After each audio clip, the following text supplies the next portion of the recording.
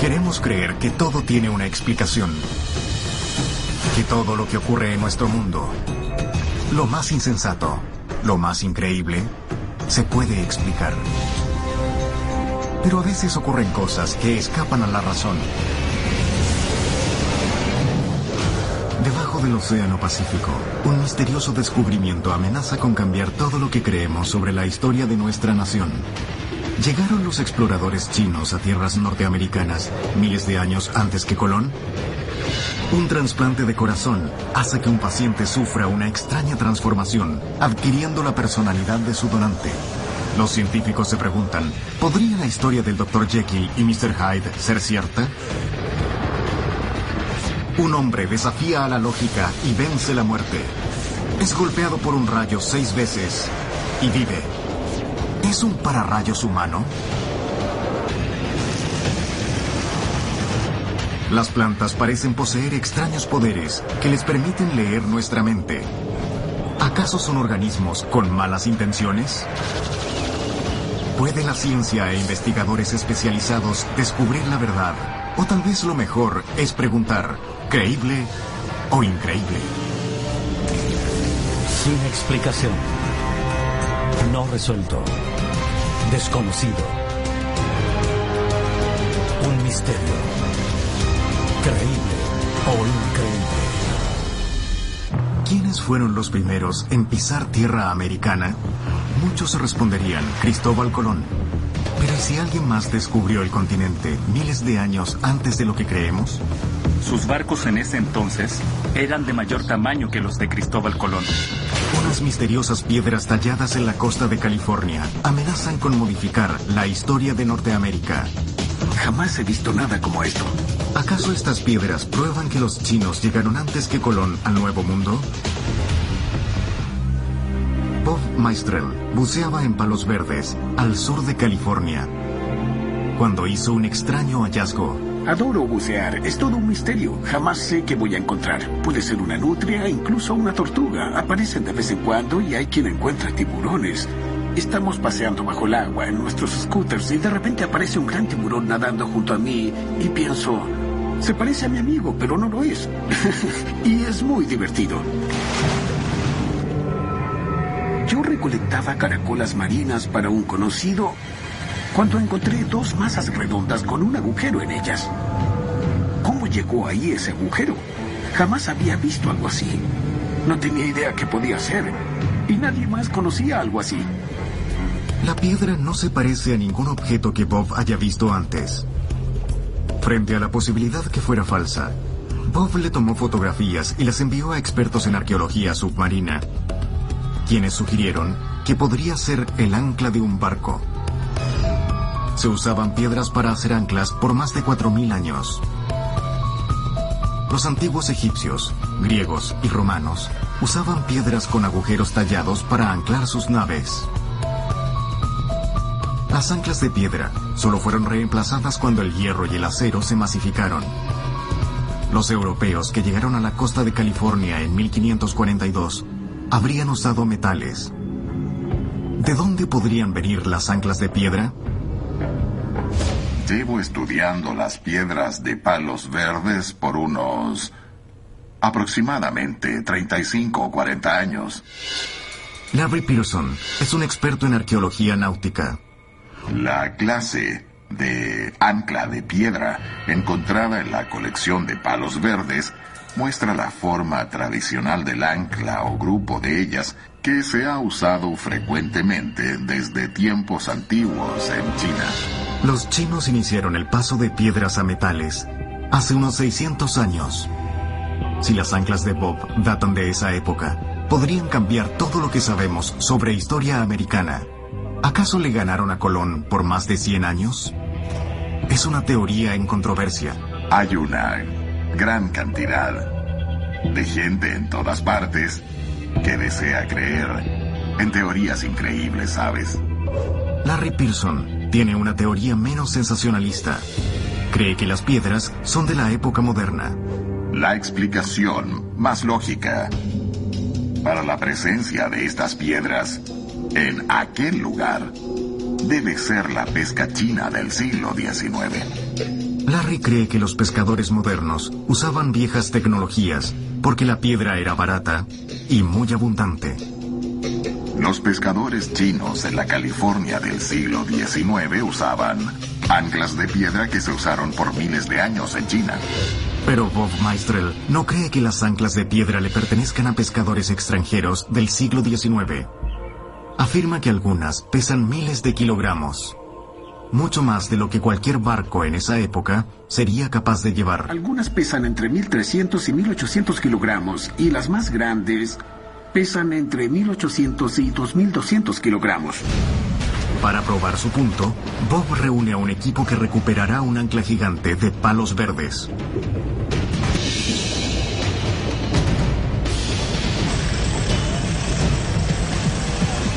Bob y su equipo pronto extraen una gran piedra que pesa más de 450 kilogramos. La original pesaba 127 kilogramos, mientras que la más grande sacada del agua pesaba 467 kilogramos. ¿Podría la tripulación de un pequeño barco pesquero del siglo XIX haber cargado una piedra así? El historiador aficionado, Su Leong Lee, ha pasado años analizando las piedras y tiene una buena explicación para el misterio. Lee piensa que las anclas pertenecen a una enorme flota de barcos, liderada por el almirante y explorador chino del siglo XV, Zhong He. Les diré una cosa. Los chinos sabían más del mundo en la época de Zhong He que todos los cartógrafos existentes en Europa.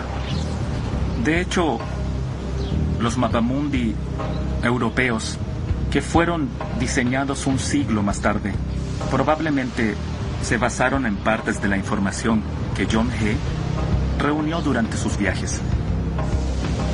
Se sabe que la flota de Zhong He llegó a India, el Medio Oriente y el este de África. Ciertos eruditos creen que rodeó el Cuerno de África hasta llegar al Océano Atlántico, pero el Dr. Lee piensa que llegó aún más allá. La ruta que hizo Zhong He fue ir hacia el oeste desde China, a través del Océano Índico, Atlántico y Pacífico, para luego regresar a casa. Lee también cree que los chinos llegaron a los estados de Carolina, haciendo contacto con las tribus nativas americanas. La teoría es polémica, pero de ser cierta, Lee demuestra que los chinos recorrieron el mundo antes que los españoles y llegaron a América antes que Cristóbal Colón. Existe una evidencia que puede apoyar esto. El mapa de Zhong He. Se dice que es la copia de un mapa chino del siglo XV, con descripciones detalladas de los nativos americanos. ¿Acaso la historia de Estados Unidos debe rehacerse? La historiadora Jennifer Portal no lo cree así. Los marineros chinos casi no tenían experiencia en mar abierto. Pero sabemos que poseían el astrolabio obtenido de los persas durante el Imperio Mongol. Sabían lo que era la longitud y la latitud, porque en ese tiempo un globo terráqueo fue hecho por un astrónomo persa en 1267, usando ambos conceptos de latitud y longitud. Entonces sabían que el mundo era redondo, pero no tenían idea de cómo navegar por el mar. La doctora Portal piensa que los chinos no eran capaces de atravesar océanos en el siglo XV. Estaban acostumbrados a navegar en sus propias costas. No sabían cómo aprovechar las corrientes ni los patrones del viento. Así que cuesta imaginar cómo los chinos, sin experiencia navegando en el mar abierto, habrían podido realizar un viaje como ese. Pero el Dr. Lee afirma tener más evidencia de que Zhong He logró cruzar el Atlántico. Un misterioso medallón de cobre, encontrado en Carolina del Norte, cerca de la ruta que, según Lee, habrían seguido los chinos. Diría que una de las evidencias más importantes es el medallón de bronce. Lo que me provocó más curiosidad fue la inscripción. Dice Gran Ming Shenda. Shenda fue el emperador chino que envió a Zhong He. Nadie sabe qué tan antiguo es el medallón o de dónde proviene. Pero según el Dr. Lee, La cercanía con la cultura china tuvo una fuerte influencia en el estilo en que los nativos americanos vivían, hablaban y hasta se cortaban el cabello. Pero la teoría de Lee no es apoyada por muchos expertos de este campo. La doctora Portal considera extraño que China no posea registros del supuesto hallazgo de Zhonghe. Para una cultura tan buena en documentar, en registrar texto e imágenes, es lógico pensar que si lograron llegar a Norteamérica, ellos habrían dejado alguna clase de registro, el cual habría sido posteriormente reproducido ya sea en forma impresa o manuscrita. Además, tenemos que tener en cuenta que China le da una gran importancia a la impresión de texto e imágenes, así que lo normal sería descubrir alguna clase de mapa. Si no fueron los chinos quienes llegaron a nuestras costas dejando grandes anclas de piedra, ¿quiénes eran entonces? La evidencia reciente, obtenida del análisis de una piedra similar a la encontrada por Bob Meistrel, sugiere que la respuesta a este misterio podría ser aún más extraordinaria de lo que nadie imaginó. Se realizó una prueba en San Diego, donde trajeron un ancla extraída de lo profundo del mar que básicamente era una piedra con un agujero en ella y tenía nódulos de magnesio. Se analizaron dichos nódulos y se descubrió que tenían 4.000 años de antigüedad. Solo consideren las implicaciones. Una civilización antigua que llegó a la costa oeste de América hace 4.000 años. Los europeos ignoraban la existencia del Océano Pacífico, así que esto debe provenir de Asia, más específicamente de China. Esa es mi conclusión. Es asombroso. Pienso que, en verdad, es magnífico. Descubrimos estas piedras y son todo un misterio. Siempre lo han sido en mi vida. Y quiero descubrir sus secretos antes de morir. Debo apresurarme. El origen de las piedras hundidas aún es un misterio. ¿Son grandes anclas dejadas por los pescadores del siglo XIX? ¿Acaso un almirante chino llegó a suelo americano muchos años antes que los europeos? ¿Fue América descubierta milenios antes de lo que dice nuestra historia? ¿Creíble o increíble? Un trasplante de órganos le salva la vida a un hombre y lo cambia para siempre, pero no de la forma que esperaba. Estaba muy sorprendido y perplejo. Como en la historia del Dr. Jekyll y Mr. Hyde, el receptor de un corazón trasplantado experimenta un cambio radical en su personalidad. Hay muchos eventos cotidianos que no pueden explicarse de forma convencional. Los científicos deben preguntarse, ¿será posible trasplantar la personalidad e incluso los recuerdos de otro ser humano? Trabajé muy duro todo el tiempo y solo me importaba el dinero. Era un empresario gordo y fuera de forma que descuidó su cuerpo. Bill Wall solo deseaba ganar dinero, pero cuando sufrió un grave infarto en 1999, su vida cambió para siempre. Me dijeron muchas veces que había sido el peor paciente cardíaco de todos. Bill necesitaba otro corazón. Y el 22 de febrero de 2000 apareció un órgano apropiado. El donante era un doble de Hollywood llamado Brady Michaels, un hombre apasionado y amante de su trabajo, que murió en un trágico accidente. La muerte de Brady terminaría salvando la vida de Bill Wall. Recuerdo que esa tarde me levanté muy cansado, pero tenía un corazón nuevo y yo sonreía. Era una sonrisa de oreja a oreja porque estaba muy agradecido. Mientras estuve en el hospital, aprendí a reconocer lo que es el amor, la paciencia, la tolerancia y además el entendimiento, cosas que le faltan a muchas personas en el mundo. Pero después de la operación, Bill afirma que comenzó a actuar de forma extraña. Lo primero en sorprenderme ocurrió camino al trabajo. Suelo escuchar rock clásico, como Led Zeppelin y cosas así, pero no sé por qué esa mañana puse una estación de jazz. Me dirigía al trabajo y de pronto la emisora puso un tema de Sade, la canción de Kiss of Life. En ese momento comencé a llorar y fue algo repentino. Yo usualmente no soy una persona que llore, eso a mí no me ocurre, pero creo que esa vez perdí el control. Bill descubrió que el donante de su nuevo corazón, Brady Michaels, era aficionado al jazz. De acuerdo a lo que dice Bill, el trasplante no solo cambió su gusto musical, sino también su vocabulario. Es algo extraño. Yo he sido un hombre de negocios toda la vida. La jerga surfista no era precisamente una de mis características. Extrañamente, el nuevo corazón de Bill lo transformó de alguien sedentario a un amante del ejercicio, como lo era Brady Michaels. Bill cree que al recibir el corazón de Michaels, también adquirió parte de su personalidad.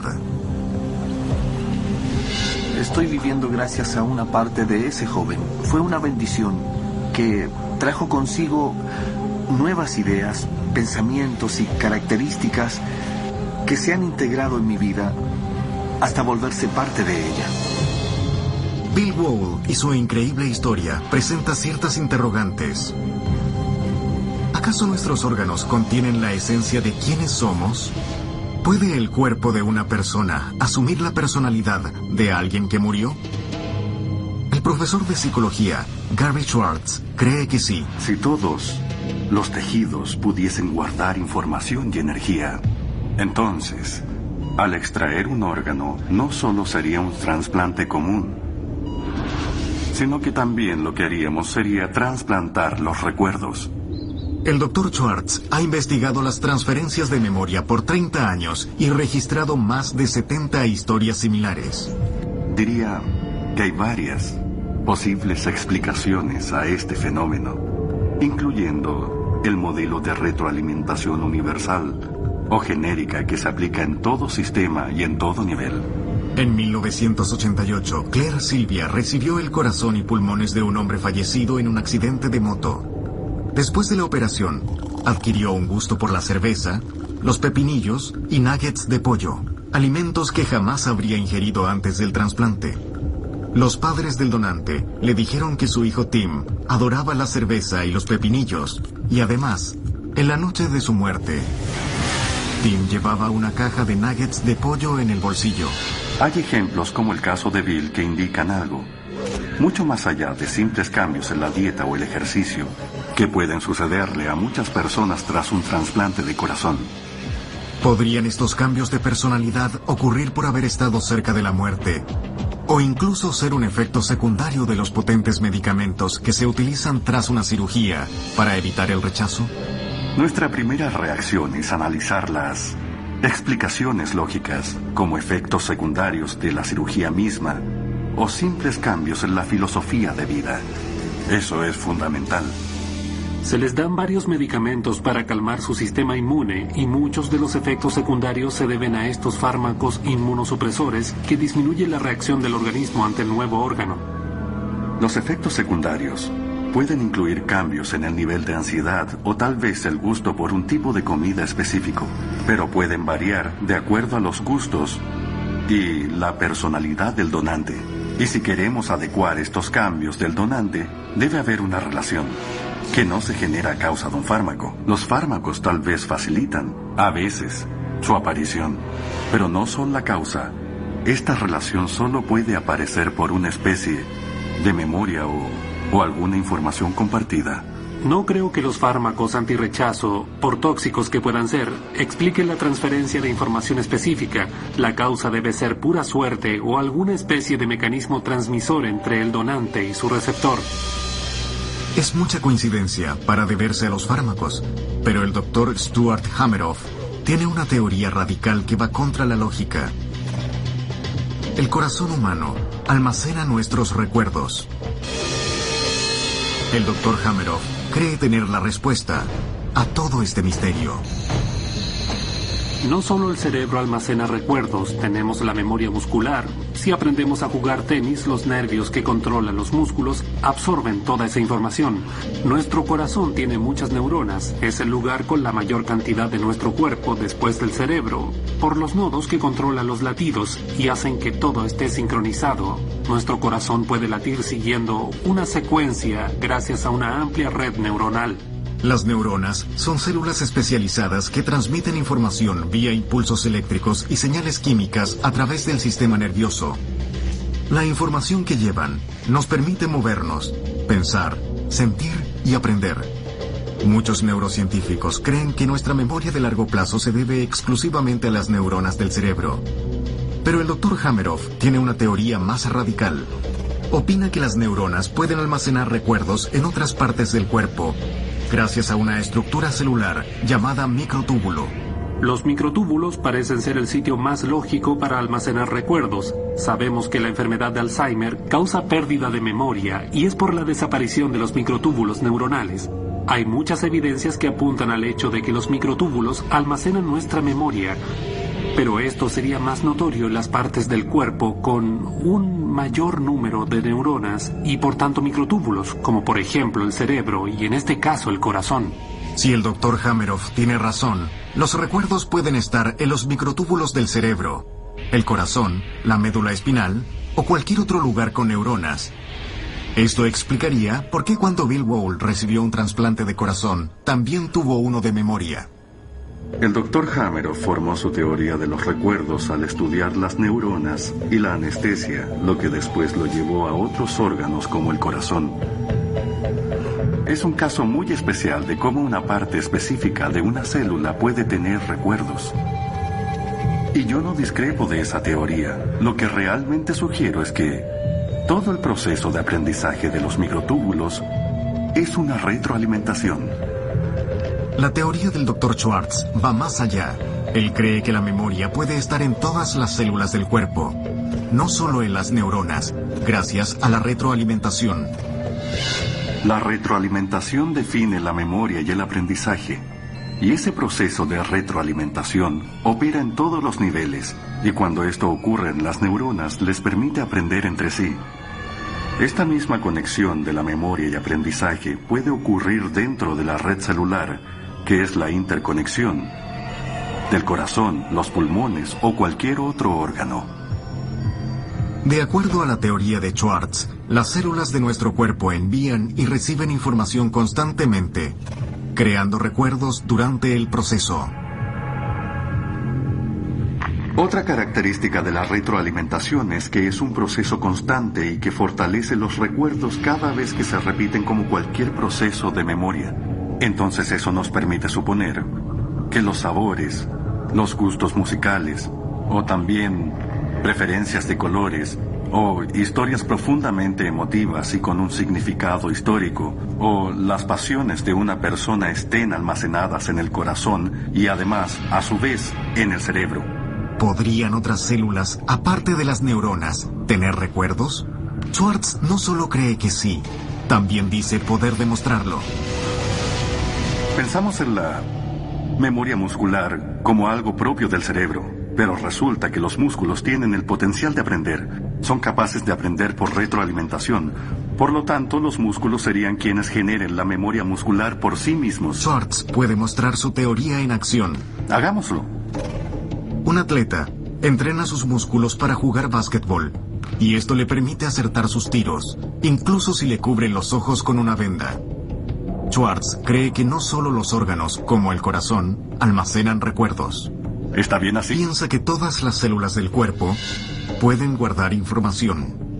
Excelente. Puesto que la retroalimentación opera en todos los niveles del cerebro, teóricamente hay recuerdos y aprendizaje en cada una de las partes del organismo. Así que esta no es una teoría que se enfoca en el corazón o el cerebro. Ni siquiera es una teoría puramente celular en sí misma. Es una teoría de aprendizaje por retroalimentación y hasta qué punto las células pueden aprovechar este proceso. No está probada, pero esta teoría puede explicar los casos de pacientes que informaron recibir los recuerdos, gustos y conductas del donante, junto con sus nuevos órganos. El recibir un trasplante, una segunda oportunidad de vivir, fue un gran cambio para mí. Pero también creo que ciertos aspectos de quien fue mi donante se volvieron una parte de mi ser. Y siento que la memoria celular provocó este cambio, que realmente me hizo una persona mucho más feliz. Y ahora me gusta ayudar, hacer cosas y deseo cambiar el mundo. Muchos neurocientíficos no creen en la existencia de la memoria celular. Pero Bill Wu cree que se puede trasplantar órganos y también recuerdos. Sea cual sea la verdad, hace que nos preguntemos si esto es creíble o increíble. El rayo, un arma de la naturaleza que mata a unas 60 personas al año en Estados Unidos y deja cientos de heridos. Para muchas personas, la posibilidad de ser golpeado por uno es mínima, 1 en 500,000. Pero en Oklahoma, una historia al parecer imposible puede probar una terrible verdad. Bueno, Carl es un buen conductor de electricidad. ¿Podrían algunos estar más en riesgo que otros? Carl Mice, de 46 años, podría ser la persona con peor suerte de la Tierra. Este habitante de Oklahoma fue golpeado por más de un rayo, comenzando en 1978. Vino una tormenta, habían muchos rayos y truenos, así que corrí al camión y en el instante que llegué a la puerta me cayó un rayo. Me impactó como si fuera un estallido de luz. Unos años después, el rayo atacó nuevamente. Un rayo golpeó el transformador en el poste de luz. Y yo también fui afectado. Como si alguien me golpeara con un bate de béisbol. O algo así, fue muy fuerte. Quedé tirado en el piso y cuando me levanté se acercó un plomero a decirme ¿estás bien? Y le dije ¿acaso alguien me golpeó? Y me dijo no, te alcanzó un rayo. 1996. Carl observa un tornado a una distancia que cree segura. Estaba debajo de un árbol cuando un rayo le cayó encima y descendió por él. Yo salí corriendo hacia la casa. Mientras pensaba, esto no puede ocurrir de nuevo, pero así fue. Esto pasó por cuarta vez en 1999. De nuevo en 2005. Y un año más tarde, Carl entró a los libros de récords como la única persona impactada 6 veces por un rayo. Solo recuerdo una luz intensa y el ruido. Al despertar, estaba en el piso. Esta vez estaba boca abajo, trabajando en un cable y el rayo me quemó el pecho. Específicamente fue el lado izquierdo de mi pecho. Un hombre que ha sido impactado por un rayo 6 veces en 30 años es algo tan extraño e improbable que no parece lógico. El profesor de estadística Jeffrey Rosenthal ha calculado las posibilidades de que exista alguien con tan mala fortuna. La posibilidad de ser golpeado en 6 ocasiones distintas a lo largo de 30 años es altamente improbable. Casi es 1 en billones de billones, pero aún así le ocurrió a una persona durante esa cantidad de tiempo. ¿Significa esto que Carl simplemente tiene muy mala o muy buena suerte? Después de todo, a pesar de recibir el impacto de 6 rayos en 30 años, Carl Mice sigue vivo. Ahora pienso que si vuelve a ocurrir podría matarme esta vez, sí. Y no sé por qué me siento de esta forma, pero aún así tengo mucho cuidado al salir de la casa. ¿Por qué Carl ha sido golpeado tantas veces? Rosenthal sospecha que la respuesta se relaciona con el hogar de Carl. Oklahoma está en el centro del Callejón de los Tornados, por lo que los rayos golpean la zona casi 1 millón de veces al año. ¡Oh! ¿Vieron eso? Si lo comparamos, por ejemplo, con California, la probabilidad en ese caso es de 0.02. Entonces hay 34 veces más posibilidades de morir a causa de un rayo si se vive en Oklahoma en lugar de California.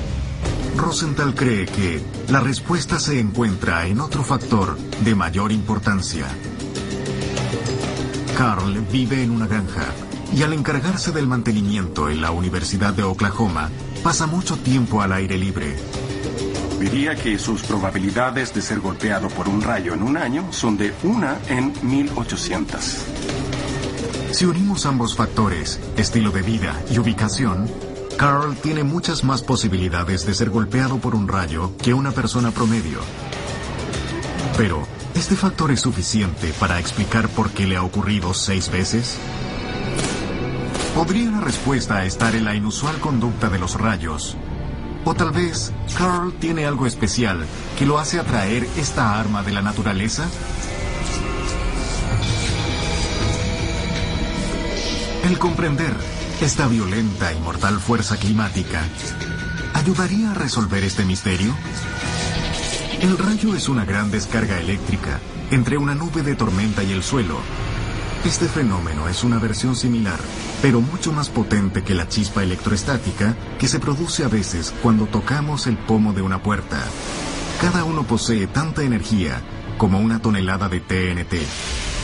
Incluso si evitamos un golpe directo, los rayos pueden afectar a cualquiera, como le ocurrió a Carl, a través del contacto con algún objeto, causando quemaduras de tercer grado, tímpanos destruidos e incluso la muerte al afectar el sistema nervioso y detener el corazón.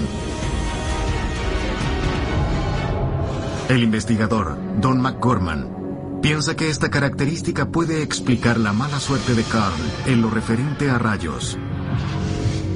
Cada vez que fue golpeado, estaba en contacto con algo que conduce la electricidad. El estar tocando metal fue la causa de sus heridas cuando fue impactado. Y se trataba de largas piezas de metal, que es aún peor, o grandes piezas de metal. En el caso del cable, el rayo alcanzó un poste cercano. La descarga eléctrica usó el cable para llegar a él y golpearlo. Después estaba tocando una barra de fierro que absorbe la electricidad de un rayo, lo que le provocó heridas graves. Carl Mice se expone al riesgo mucho más que el promedio, pero eso no basta para explicar sus 30 años de vivir en suspenso. El experto en electricidad, Dave Stetzer, quiere probar una teoría más extraña. Si habrá en Carl algo que lo hace más vulnerable a los rayos. La corriente sigue el camino de menor resistencia. Ohms. La ley de Ohms se encarga de medir la resistencia eléctrica. Si supiéramos dónde va a caer un rayo y fuéramos a un campo de golf y hubieran 2 personas, una con 200 ohms de resistencia y otra con 500, y ambas fueran impactadas por un rayo, fluiría más corriente por el cuerpo de la persona con 200 ohms de resistencia que el de la persona con 500. Menos resistencia equivale a mayor conducción. Y hablando de eso, si queremos conducir electricidad, ¿usamos una vara de cerámica o un alambre de cobre? Este último tiene un electrón de valencia y por lo tanto sin duda es el conductor ideal. Cada persona tiene una resistencia eléctrica diferente. Algunos científicos piensan que los niveles de sudor y grasa corporal pueden influir. El experimento de Stetzer determinará si Carl posee menos resistencia. ¿Podrá esto explicar por qué es impactado por más rayos que otras personas? Vamos a conectar eso para medir la cantidad de voltaje entre estos 2 puntos. A mayor voltaje, más electricidad conducirás. Primero, Stetzer analiza a los amigos de Carl, Luke y Wayne. Tenemos 2.3 voltios. 2.4. Casi 4 voltios. Stetzer espera que Carl arroje un resultado menor. Como pueden ver, el número desciende a 1.9 voltios. El experimento de Stetzer parece revelar que Carl conduce más electricidad de lo normal.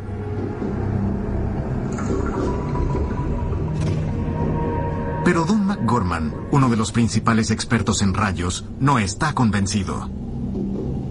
Incluso si conducen más electricidad, eso tiene una influencia mínima en el punto de impacto, puesto que un rayo desciende de lo alto de la atmósfera hasta llegar al nivel del suelo.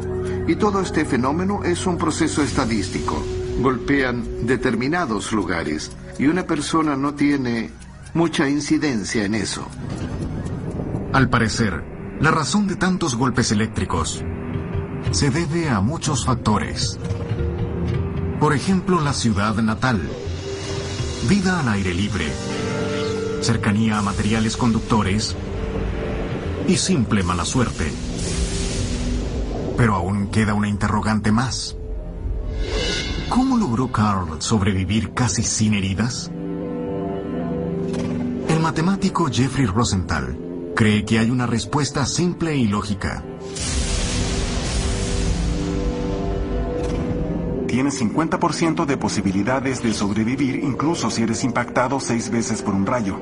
Al igual que 50% de posibilidades de que salga cara al tirar una moneda. Pero lograr cara 6 veces seguidas tendría una probabilidad de la mitad multiplicada por sí misma 6 veces. Eso da una posibilidad en 64 o 1.5%. Es más probable sobrevivir a 6 golpes eléctricos seguidos que sacar cara 6 veces. Independiente de cómo se vean los cálculos, Carl Mice tiene la mejor o peor suerte de la Tierra. Pero el hecho es que sobrevivió 6 veces a la furia de los rayos. ¿Creíble o increíble?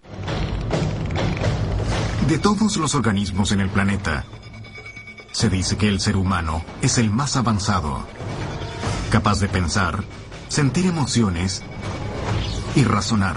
Pero ¿y si las plantas también pudieran hacerlo? La evidencia reciente sugiere que tal vez, y yendo más profundo, podrían tener poderes extrasensoriales. ¿Ciencia ficción o realidad? Hoy, Creíble o Increíble, intenta resolver el misterio con un experimento que nubla los sentidos. Nuestra historia comienza en Italia, más específicamente en el viñedo que Giancarlo Cignozzi tiene en la Toscana. Se sabe que Giancarlo, un amante de la música, le toca serenatas a sus recolectores de uvas con un acordeón.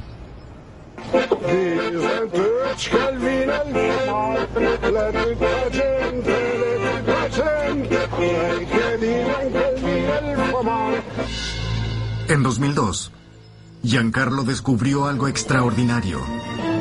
Mientras buscaba cómo evitar que las plagas arruinaran sus cosechas, instaló altavoces que tocaban música clásica las 24 horas del día por todo el viñedo. Y el resultado fue sorprendente. No solo se alejaron las plagas, también pasó algo muy extraño.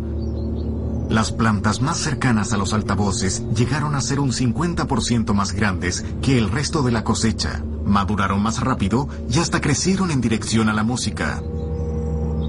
Es algo maravilloso e imposible de creer. Los racimos crecieron 4 veces más de lo normal. Y las hojas 2 veces más. El sonido es como si fuera la luz.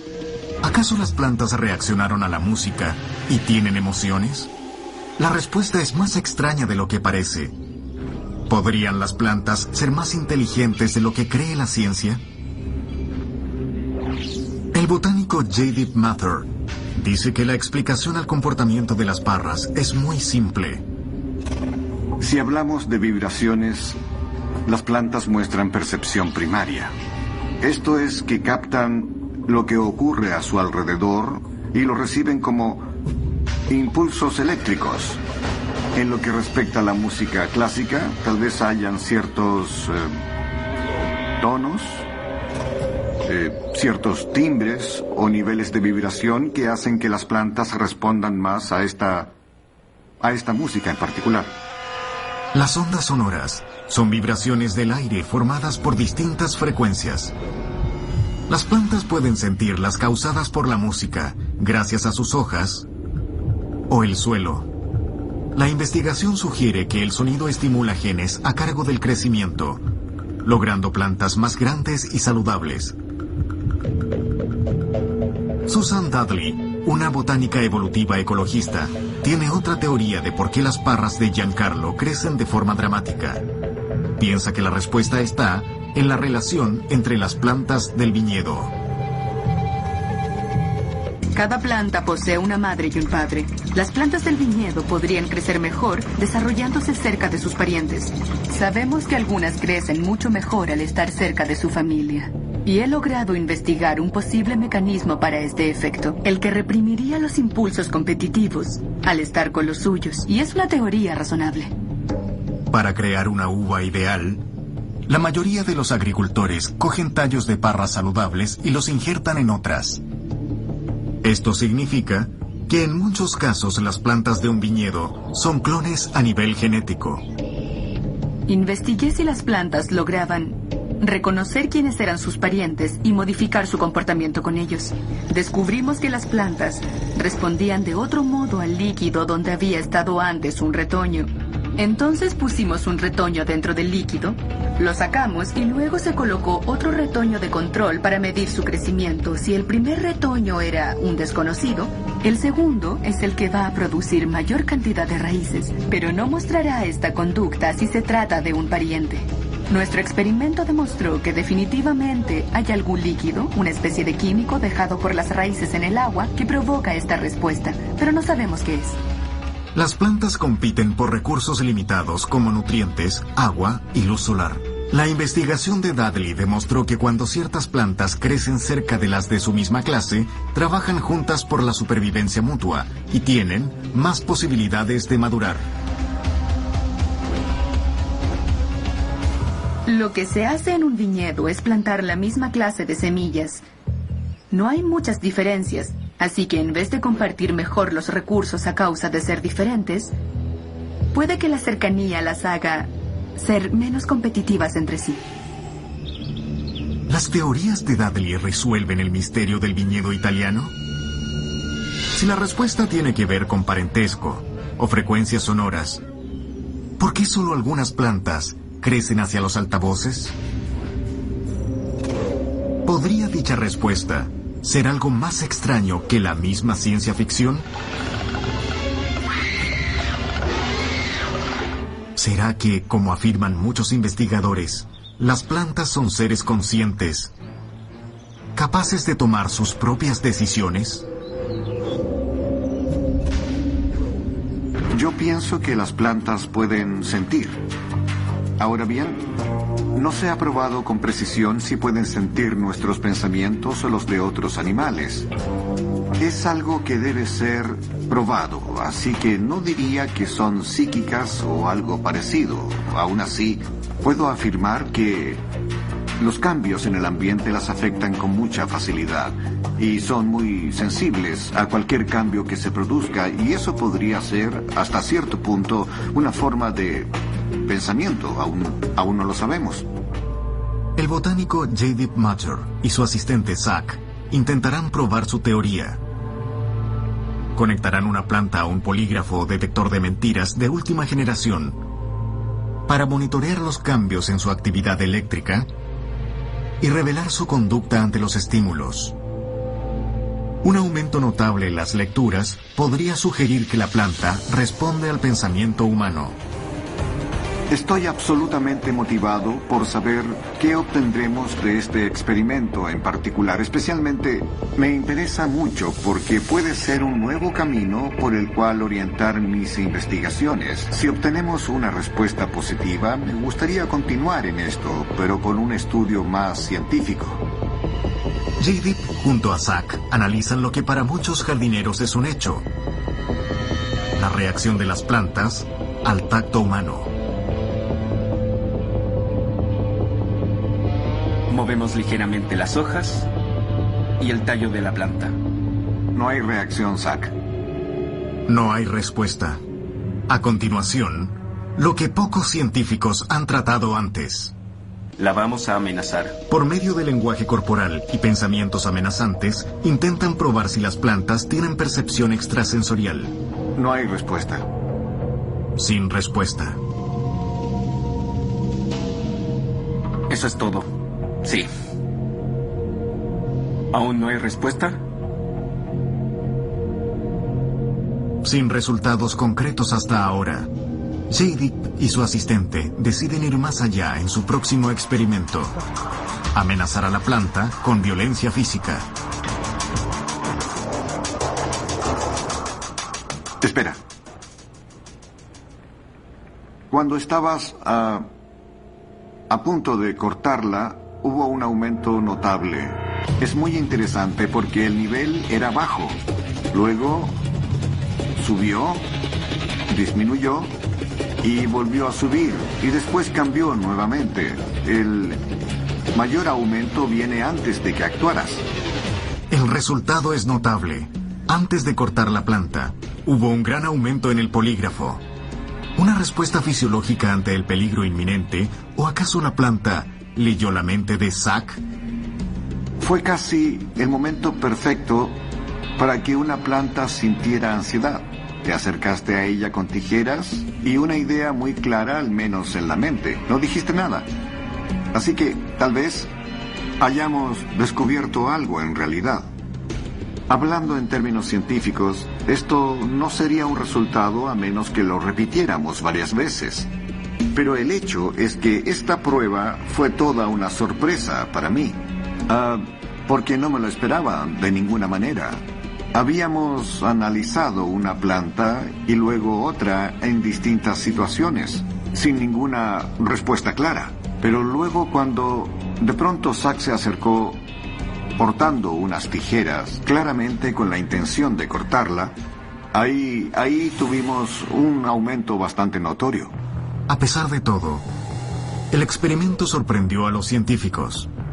¿Se puede probar que, como muchos afirman, las plantas pueden sentir y pensar? De ser así, sería un cambio dramático en la forma que el ser humano se relaciona con estas misteriosas criaturas. ¿Creíble o increíble?